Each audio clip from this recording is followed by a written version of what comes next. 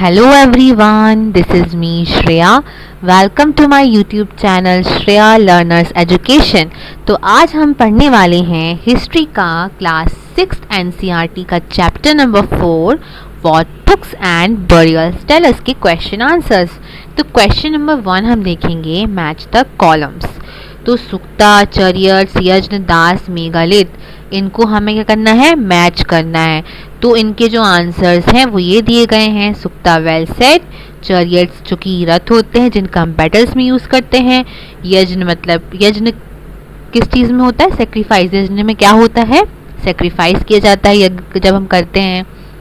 और दास का स्लेव, मेगालिथ का stone boulder. Okay, question number 2, slaves were used for. तो स्लेव्स का यूज उस टाइम पे किन चीज़ों के लिए हुआ करता था, वेरियस काइंड ऑफ वर्क। गुलाम होते थे, राजा के गुलाम होते थे वो, और राजा अपने सारे काम करवाते थे स्लेव्स के द्वारा। ठीक है, अब megaliths are found in, megalith are found in Deccan, south India, in the north east and Kashmir. ठीक है, स्टोन सर्कल्स और boulders on the surface were used to. तो स्टोन सर्कल्स और जो बोल्डर्स होते थे तो उनका यूज़ किस चीज़ के लिए किया जाता था, तो जो बरियल प्लेसेस होती थी जहाँ लोगों को दफनाया गया था तो उनको कवर करने के लिए स्टोन सर्कल्स और बोल्डर्स का, पत्थरों का, बड़े बड़े पत्थरों का यूज़ किया जाता था। Port holes were used for, तो पोर्ट होल्स का यूज़ किया जाता था बरियल प्लेसेस में एंटर होने के लिए। जो पीपल एंड इनाम गांव एट, तो जो इनाम गांव के जो लोग थे तो वो क्या खाते थे, वो फ्रूट्स खाते थे, सीरियल्स खाते थे और मीट खाते थे। Question, in what ways are the books we read today different from the Rigveda. तो इसका आंसर क्या होगा, the books we use are written and printed. जो बुक्स आज हम यूज़ कर रहे हैं वो प्रिंटेड और रिटन है। ठीक है, the Rigveda is the oldest of all Vedas and is suppose to have been composed about 3500 years ago. तो जो ऋग्वेद है वो सबसे ओल्डेस्ट वेद माना जाता है जो कि कंपोज किया गया था 3500 साल पहले। ठीक है, it was recited and heard and passed on from one generation to another. इसे सिखाया जाता था, सुनाया जाता था एक जनरेशन से दूसरे जनरेशन को। It was written down several centuries after it was first compose and printed less than 200 years ago. It provides most of the information regarding the early Vedic period. तो इसे लिखा गया था सेवरल सेंचुरीज पहले, इसे लिखा गया था और इसे पहली बार कंपोज्ड किया गया था और प्रिंट किया गया था 200 साल से कम के समय में इसे प्रिंट किया गया था। ठीक है, और इसकी जो मोस्ट ऑफ द इंफॉर्मेशन जो ऋग्वेद की है वो अर्ली वैदिक पीरियड के रिगार्डिंग है, अर्ली वैदिक पीरियड से रिलेटेड है। ये देखिए है ऋग्वेद, इस तरीके का ऋग्वेद दिखता था उस टाइम पे। Question number 4, what kind of evidence from burial do archaeologists use to find out whether there were social differences among us those who were buried। तो ऐसे कौन से एविडेंस हैं बरियल प्लेसेस में जो हम आर्कियोलॉजिस्ट को मिले हैं जो कि दर्शाते हैं कि जो दफनाए हुए लोग थे उनमें कुछ आपसी मतभेद थे, मतलब कि उनमें कुछ सोशल डिफरेंसेस थे। ठीक है, ऐसे कुछ एविडेंस आर्कियोलॉजिस्ट को जहाँ पे लोगों को दफनाया गया था वहाँ से ऐसे कौन से एविडेंस मिले हैं, ये है क्वेश्चन। तो archaeologist have found burial places which help them to reconstruct the past and tell about the society.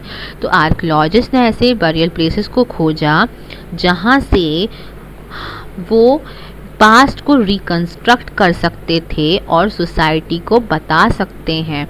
ठीक है, तो ब्रह्मगिरी ऐसी एक प्लेस है। The archaeologist have found on skeleton buried with 33 gold beads, 2 stone beads, 4 copper bangles and 1 conch shell। तो archaeologist ने ऐसी जगह ढूंढी, खोजा जहाँ पे उन्हें एक कंकाल मिला, स्केलेटन मिला जो कि 33 सोने के मोतियों के साथ, 2 पत्थर के मोतियों के साथ, 4 कॉपर बैंगल्स के साथ और 1 कॉर्न शेल मतलब एक शंख, जो कि रेत में हमको शंख मिलते हैं ना, बचपन में हमने देखा होगा, वो रेत में जो मिलते हैं हमको वो कॉर्न शेल होते हैं, कॉर्न शेल, ठीक है। Other skeleton have only a few pots, और बाकी जो कंकाल मिले उनके साथ हमें क्या मिला, कुछ पॉट्स मिले। तो इससे ये फाइनली सजेस्ट किया गया कि देयर वॉज सम डिफरेंस, मतलब आर्कियोलॉजिस्ट ने सजेस्ट किया कि कुछ डिफरेंस हैं उनके स्टेटस में, ठीक है, उनके बीच के लोगों के स्टेटस में कुछ तो डिफरेंस है जो कि दफनाए गए थे, हु वर ब्यूरिड, ओके। कुछ रिच थे, सम वर रिच, अदर्स पुअर, बाकी गरीब थे और कुछ उनके फॉलोअर्स थे, ठीक है। इन टाइप के एविडेंसेस हमको मिले। Question number 5, in what veg do you think that the life of a Raja was different from that of a दासा और दासी।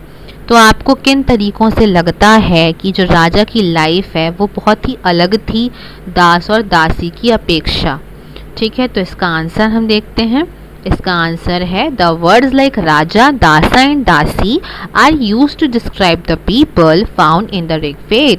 तो जो राजा है, वर्ड जो हमने लिया है राजा, दासा, दासी, ये जो वर्ड्स हमने लिए हैं ना, तो वो डिस्क्राइब हैं कहाँ पे, ऋग्वेद में। मतलब कि ऋग्वेद से ये वर्ड्स लिए गए हैं, ऋग्वेद में इन शब्दों का यूज़ किया गया है और इन शब्दों को डिस्क्राइब किया गया है। तो राजा जो होते थे उस टाइम पे वो ट्राइब के द्वारा इलेक्ट किए जाते थे, ठीक है, जिन्हें जन कहा जाता था। और he did not have Capitals, उनकी ना खुद की कोई कैपिटल थी, ना ही कोई प्लेस थी और ना ही कोई आर्मी थी, ना ही वो कोई टैक्स कलेक्ट करते थे। और जनरली ही the sons did not automatically succeed fathers as rajas. That means कि जो जनरली जो सन होते थे, मतलब उनके बेटे, वो ऑटोमेटिकली नहीं जीतते थे अपने मतलब कि फादर जो बनते हैं थे ना उनके राजा। तो जनरली अपन ने देखा हिस्ट्री में कि जो पिता होते हैं उनके बाद उनके बेटे बनते हैं राजा। तो ऐसा नहीं होता था उस टाइम पे, ठीक है। They managed with voluntary contributions पाली made by members of the tribe. तो वो मैनेज करते थे अपने कंट्रीब्यूशन बालियों के द्वारा, ठीक है, जो कि ट्राइब के द्वारा मेंबर्स बनाए गए थे, उनके साथ वो मैनेज करते थे। राजा जो होता था वो कोई भी डिसीजन बिना सभा समिति के कंसल्ट किए नहीं लेता था, ठीक है। जो कि ट्राइबल असेंबलीज़ में सभा समिति होती थी तो उनके साथ कंसल्ट करके ही कोई भी डिसीजन लेता था। There were people who did not perform sacrifices, वो लोग थे जिन्होंने ना कोई सेक्रीफाइस किया था और अलग अलग डिफरेंट लैंग्वेजेस वो बोला करते थे। Later the term came to mean dasa and the feminine, dasi और स्लेव्स, ठीक है। बाद में ये जो टर्म है इसका मतलब बताया गया, दासा मतलब कि फेमिनाइन, दासी और slave, okay. Slaves were man and women captured in the war. अब स्लेव्स क्या होते थे, स्लेव्स वो आदमी और औरत होते थे जो कि वार में जब युद्ध होता था, युद्ध में जब राजा जीत जाते थे तो उन्हें स्लेव बना लिया जाता था, ठीक है। They were treated as the property of the owners, और वो मतलब कि उन्हें ट्रीट किया जाता था कि जैसे वो उनकी प्रॉपर्टी हैं, ओनर्स की प्रॉपर्टी की तरह उन्हें ट्रीट किया जाता था और वो जो भी चाहते थे वो काम स्लेव्स को करना पड़ता था, okay. Question number 6, find out whether your school library has a collection of books on religion and list the names of 5 books from this collection. तो आपको अपनी स्कूल की लाइब्रेरी से ऐसे कलेक्शन ऑफ बुक्स को देखना है, ढूंढना है, ठीक है, जो रिलीजन बेस्ड हों और उनमें से हमें कुछ नाम लिखने हैं। पहले कलेक्शन ऑफ बुक्स को ढूंढना है और उनमें से किसी 5 बुक्स के नाम लिखने हैं।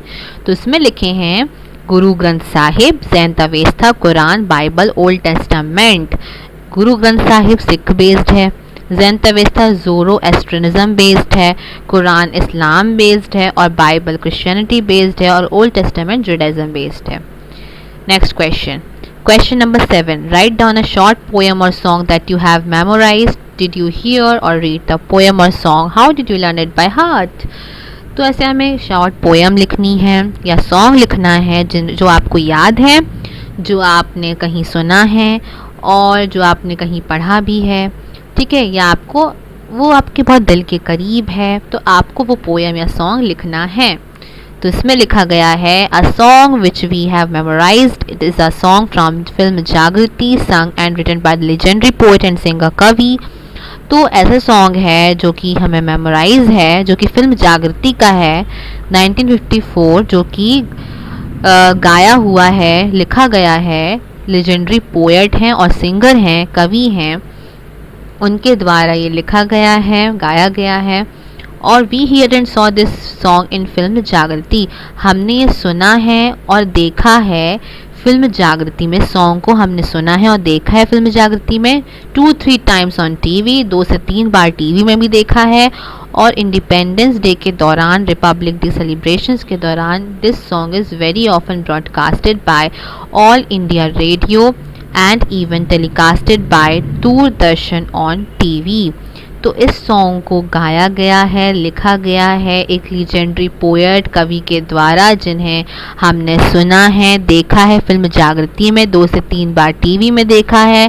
और इंडिपेंडेंस डे, रिपब्लिक डे के दौरान इस सॉन्ग को ब्रॉडकास्ट भी किया गया था ऑल इंडिया रेडियो में, इवन टेलीकास्ट किया गया था दूरदर्शन में।